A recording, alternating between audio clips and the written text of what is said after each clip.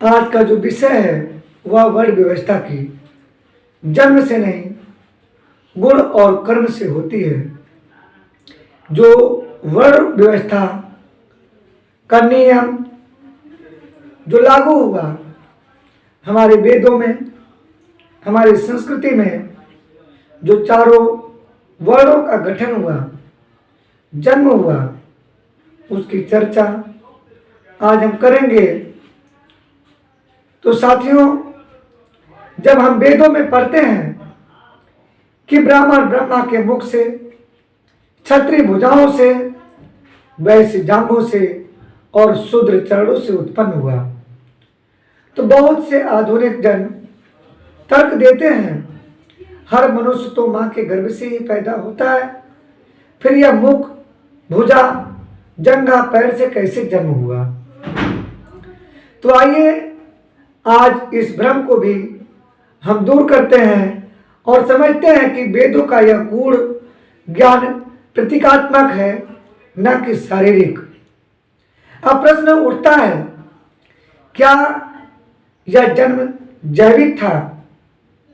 तो उसका सीधा और शाब्दिक अर्थ है कि नहीं। यह जो वर्ण व्यवस्था का जन्म हुआ, यह कोई जैविक जन्म नहीं था। ऋग्वेद का पुरुष सूक्त कोई भौतिक जन्मशास्त्र नहीं सीखा था, बल्कि एक आध्यात्मिक रूपक है। यह ब्रह्मा को विराट पुरुष के रूप में देखता है और कहता है कि समस्त समाज उस विराट पुरुष का ही शरीर है। अंग, प्रतीक और उसके वर्ण की भी चर्चा इसमें की गई है, जिसमें ब्राह्मण मुख से अर्थात जो जन्म हुआ वह वाणी और ज्ञान रूपी ब्राह्मण का जन्म हुआ। ब्रह्मा के मुख से जो जन्म हुआ वह वाणी और ज्ञान रूपी। उसके बाद दूसरा आता है भुजा अर्थात क्षत्रिय का जन्म। तो भुजा वह प्रतीकात्मक शक्ति और रक्षा के बारे में बताया गया है। और उसके बाद आता है वैश्य, जिन्हें कहा जाता है कि जांघ से। तो जांघ से जन्म का मतलब है स्थिरता और पोषण करने वाला, ना कि कोई भौतिक जातिवादी किसी मनुष्य का जन्म की चर्चा यहां पर की गई है। और अंत में आता है कि पैर से शूद्र का जन्म। तो यह शूद्र कोई व्यक्ति, मानव नहीं बल्कि विचारों का जन्म है, जो श्रम के आधार पर इसका वर्णन है। अब सोचिए, क्या किसी पुरुष के मुख से सच में कोई मनुष्य जन्म ले सकता है? क्या भुजा से कोई बालक उत्पन्न हो सकता है? तो आपके विचारों से, समाज के विचारों से, मनुष्य के तर्क के अनुसार एक ही उत्तर होता है कि नहीं। तो यह शारीरिक जन्म नहीं है, बल्कि कर्तव्य, गुण और भूमिका की प्रतीकात्मक उत्पत्ति है। फिर भी लोग कहते हैं कि सभी मां के गर्भ से जन्म लेते हैं। तो लोग बिल्कुल ठीक कहते हैं, शरीर का जन्म मां के गर्भ से ही होता है। लेकिन वेद शरीर की नहीं, कर्तव्य की उत्पत्ति बता रहे हैं। मां शरीर देती है, पर समाज में हमारी भूमिका, हमारे गुण और कर्म तय करते हैं। जैसे एक ही मां के 4 पुत्र हैं, जिनमें एक शिक्षक बना, दूसरा सैनिक और तीसरा व्यापारी बना, चौथा श्रमिक। तो क्या जन्म अलग अलग अंगों से हुआ? नहीं ना। इसलिए अलग अलग अंगों से इन चारों पुत्रों का जन्म नहीं हुआ,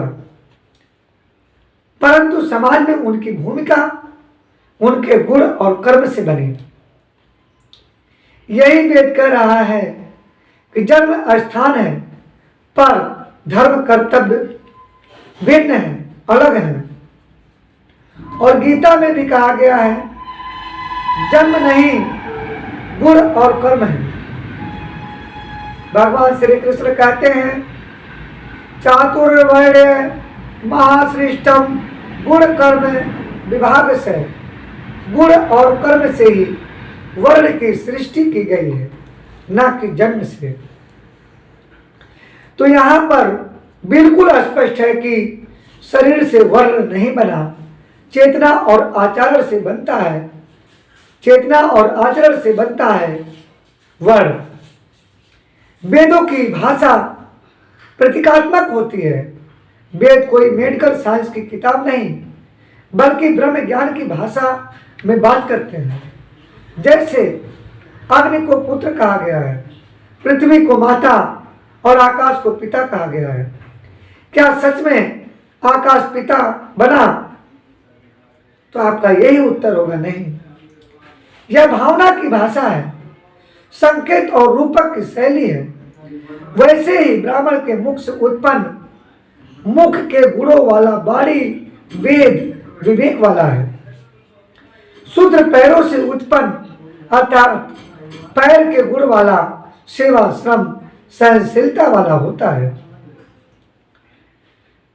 तो शास्त्रों में यह सिद्ध होता है कि वेदों में कोई अज्ञात जात के ऋषि हैं।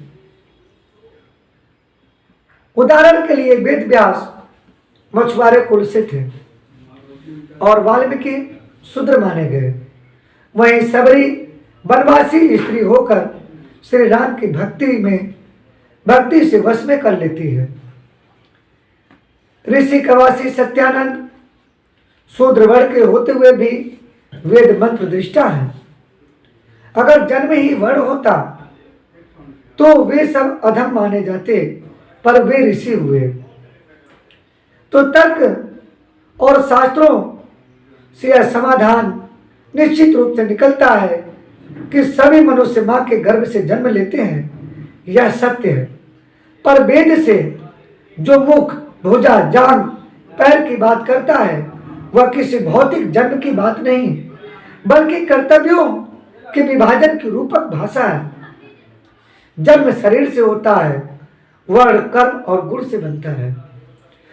तो साथियों, अब समय है कि हम वेदों की गहराई को समझें, उसमें छिपे प्रतीकों और भावनाओं को जानें, न कि केवल शाब्दिक अर्थों से भ्रम फैलाएं। कहा गया है, जाति न पूछो साधु की, पूछ लीजिए ज्ञान, मोल करो तलवार का, पड़ा रहन दो म्यान। तो अब प्रभु से हम यही प्रार्थना करते हैं, हे प्रभु, हम सबको ऐसा विवेक दो कि हम वर्णों में भेद नहीं, कर्तव्य में समर्पण देखें, जाति नहीं, गुण से दूसरों का सम्मान